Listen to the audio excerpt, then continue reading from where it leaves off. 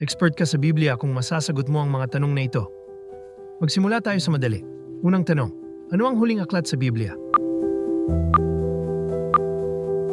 Pahayag, susunod na tanong. Sino ang nalunok ng isang malaking isda? Jonah. Pangatlong tanong, ano ang pangalan ng hardin kung saan nanirahan sina Adan at Eva? Eden. Mag-iwan ng like kung nakuha mo ang unang tatlo ng tama. Susunod ang medium na antas. Ano ang ginamit ni David upang talunin si Goliath? Isang tirador at bato. Susunod na tanong. Ilan ang apostol ni Jesus? 12. Ibahagi ang video na ito sa isang tao na palaging natatalo sa mga hamon sa Biblia kasama mo. Ngayon ay ang mahirap na antas. Sino ang itinuturing na ama ng maraming bansa? Abraham. Susunod na tanong. Ano ang sinulatan ng 10 utos?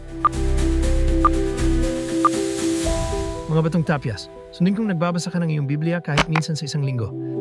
Huling tanong, sino ang sumulat ng karamihan sa mga liham sa Bagong Tipan? Paul, sabihin sa amin kung ilan ang nakuha mong tama sa mga komento.